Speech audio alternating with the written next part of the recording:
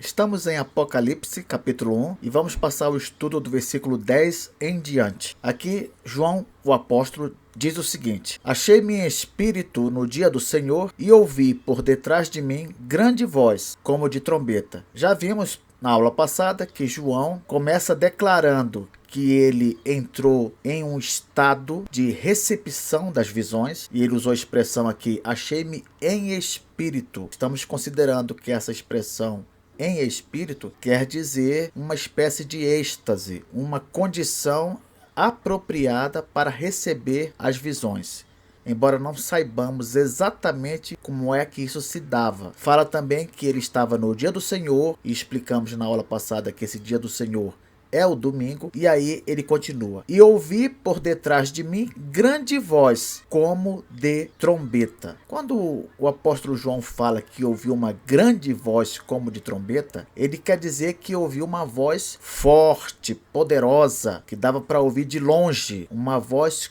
como de uma trombeta tocando. E por que ele fala isso aqui? Porque, na verdade, ele quer fazer uma alusão a um evento que aconteceu lá no Antigo Testamento. Quando você vai ao Antigo Testamento, lá no livro de Êxodo, naquele episódio em que Deus e Moisés se encontram no Monte Sinai, você vai ver que Deus, ali no Monte Sinai, ele fala também com Moisés com um som que parecia o som de clangor de trombetas, que é a mesma coisa que dizer que é o som de trombeta. Veja só, Êxodo 19, versículo 16 e 19, diz assim: Ao amanhecer do terceiro dia, houve trovões e relâmpagos, e uma espessa nuvem sobre o monte, e muito forte clangor de trombeta, de maneira que todo o povo que estava no arraial se estremeceu. E o clangor da trombeta ia aumentando cada vez mais. Moisés falava e Deus lhe respondia no trovão. Então, João aqui está mostrando que assim como Deus, o Deus verdadeiro, falou com Moisés no Monte Sinai com uma voz que parecia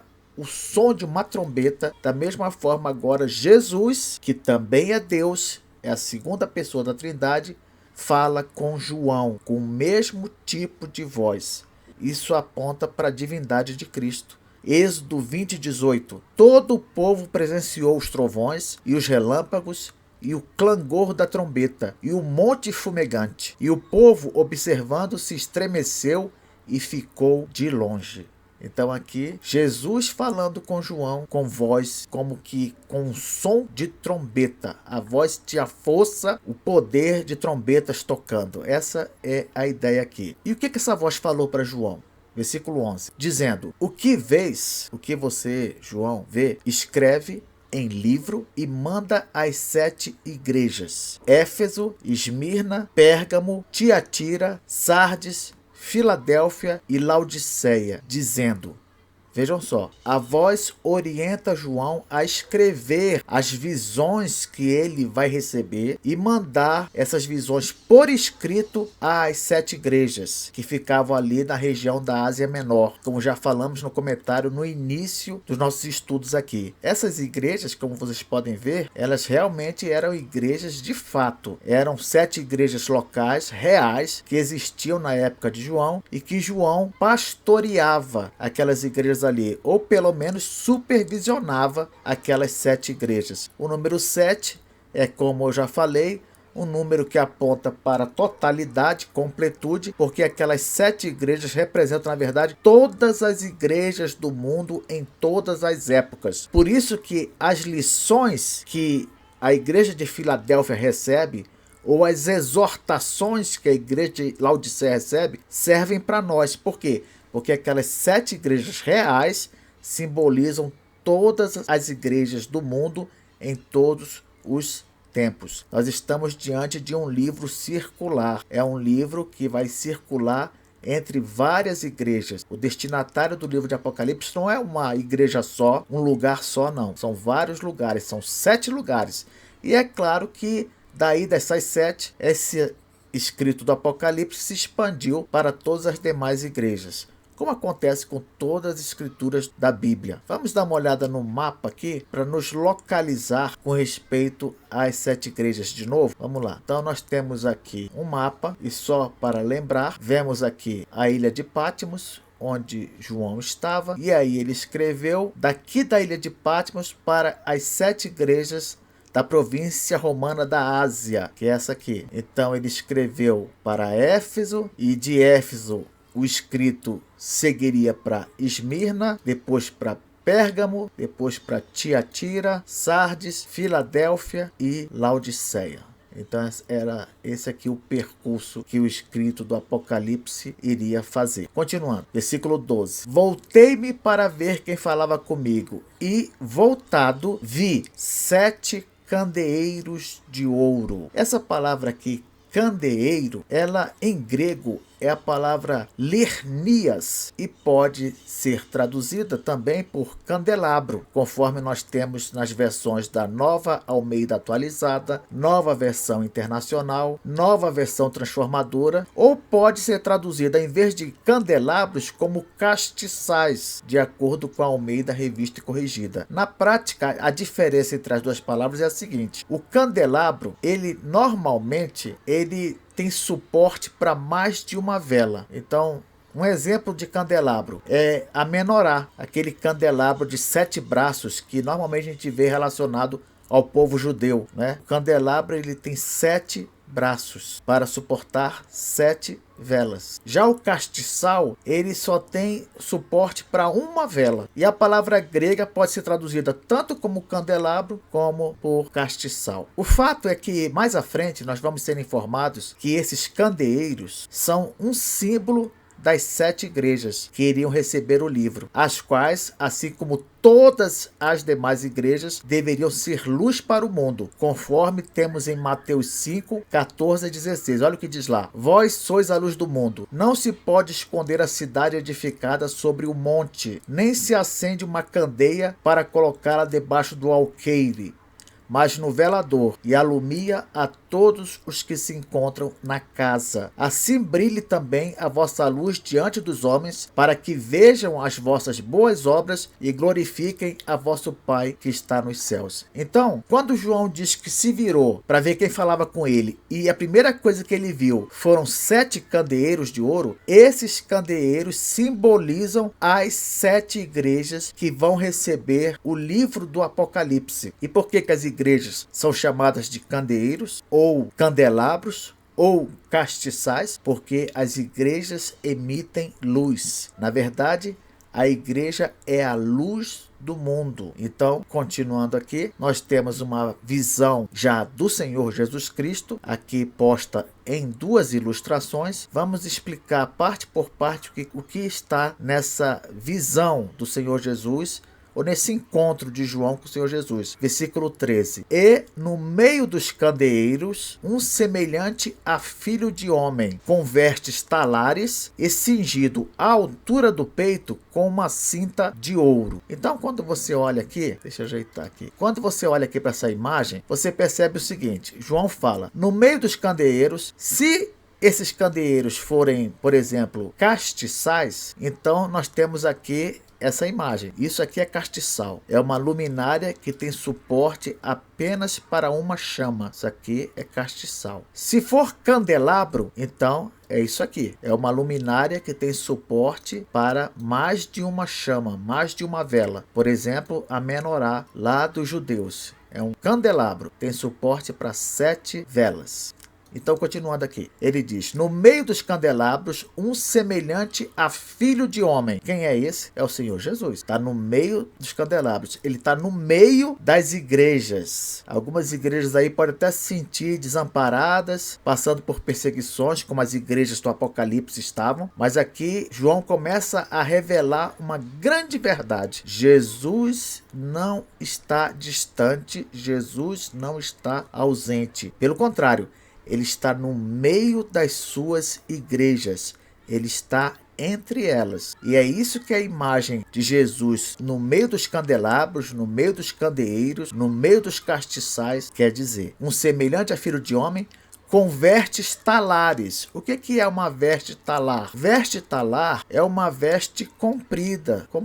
Então, quando você olha aqui para essa roupa, para essa veste de Jesus, você vê que ela é uma veste comprida. Isso é veste talar. São vestes compridas. João continua. E cingido, ou seja, amarrado à altura do peito. Quando a Bíblia fala em cingir, está cingido, está amarrado. Ela, na verdade, está se referindo a uma espécie de cinto que as pessoas usavam. Como a gente usa hoje cinto para prender uma roupa, né, a uma determinada altura do corpo. Então, quando fala que e esse filho do homem está cingido à altura do peito, quer dizer, ele tem alguma coisa amarrada ali à altura do seu peito, como se fosse um cinto.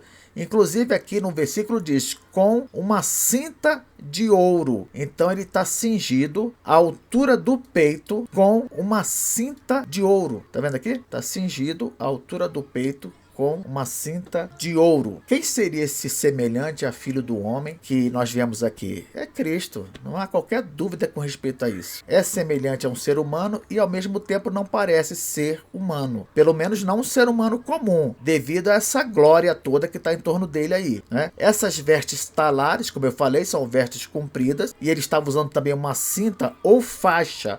Essa palavra cinta, ela pode ser traduzida também como faixa, uma faixa de ouro na altura do peito. Alguns comentaristas veem aqui uma alusão às vestes sacerdotais do Antigo Testamento, aquelas roupas que os sacerdotes vestiam. Lá no Antigo Testamento aparecem dois tipos de roupa que os sacerdotes vestiam. Quais eram elas? Vamos ver. Nós temos a roupa do sacerdote mesmo. Êxodo 28:40 diz assim: para os filhos de Arão farás túnicas e cintos e tiaras, faloás para glória e ornamento. Então, o sacerdote comum, ele vestia uma roupa mais simples do que a do sumo sacerdote. Era simplesmente uma túnica, né? Aqui até parece a roupa que Jesus também está vestindo diante de João. Uma roupa mais simples, um cinto aqui, né? Uma espécie de chapéu aqui na cabeça, mas com certeza algo bem simples, né? E a roupa do sumo sacerdote já era mais ornamentada, né? Êxodo 28, versículo 4 diz: as vestes, pois, que farão são estas: um peitoral, onde ficam 12 pedras preciosas, representando as 12 tribos de Israel. Então, onde é que está o peitoral? O peitoral está bem aqui, ó. Isso aqui é o peitoral, né? O que havia no peitoral? Havia 12 pedras preciosas que representavam as 12 tribos de Israel.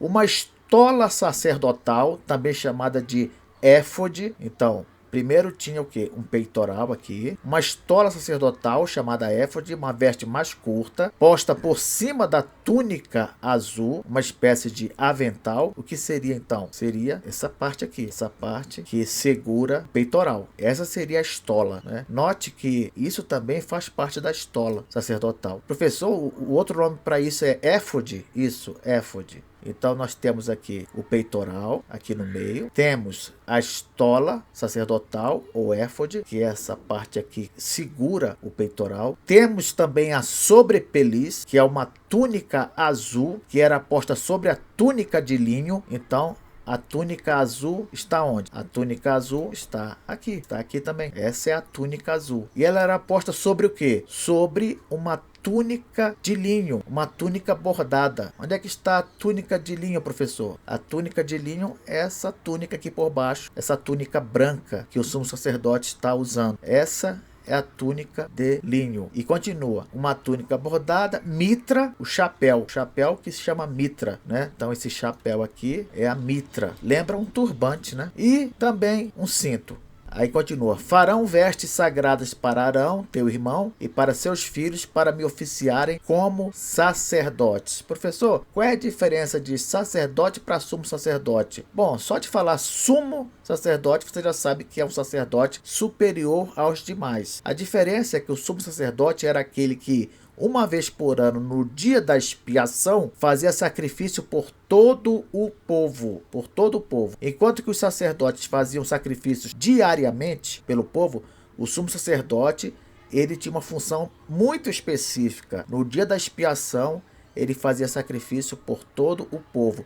Por isso que Jesus é o nosso sumo sacerdote. Vamos continuar aqui. Êxodo 28:31. Farás também a sobrepeliz das estola sacerdotal, toda de estofo azul. Já vimos aqui, estofo azul. Êxodo 29:5. Depois tomarás as vestes e vestirás Arão da túnica. A primeira vestimenta que se colocava sobre o corpo, a túnica de linho. Qual era a túnica de linho? Era essa túnica branca aqui. Era a primeira coisa que colocava sobre o corpo do sumo sacerdote. Depois, sobre peliz, uma túnica azul, que era posta sobre a túnica de linho. A sobrepeliz é essa túnica azul aqui. A estola sacerdotal, ou éfode, não é? Que é essa aqui, amarronzada. Essa é a estola sacerdotal, ou éfode, a veste mais curta, posta por cima da túnica azul.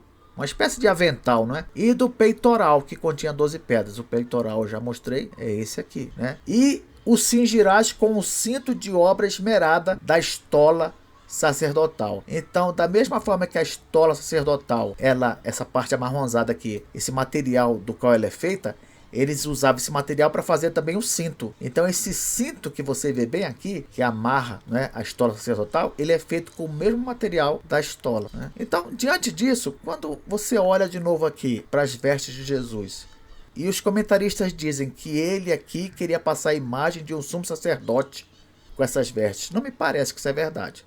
Você observa, inclusive, que as vestes de Jesus, elas estão mais parecidas com as vestes do sacerdote, na verdade, não é? Mais parecido com as vestes do sacerdote aqui, do que com as vestes do sumo sacerdote. Então, Jesus, ele está, na verdade, com uma roupa bastante simples em relação à roupa do sumo sacerdote. Por que isso? Porque Jesus, ele tem em si duas características que só ele consegue harmonizar. Sabe quais? Simplicidade e glória. São duas características do Senhor Jesus. Ele tem em si glória e também simplicidade. A roupa é uma roupa simples comparada com a do sumo sacerdote, muito semelhante à roupa do simples sacerdote, mas ele traz sempre consigo aquela glória que só ele tem, aquela majestade que só ele possui. Na próxima aula, nós vamos ver mais algumas características do nosso Senhor e Salvador Jesus Cristo, conforme esse encontro aqui que ele tem com o apóstolo João. Até lá!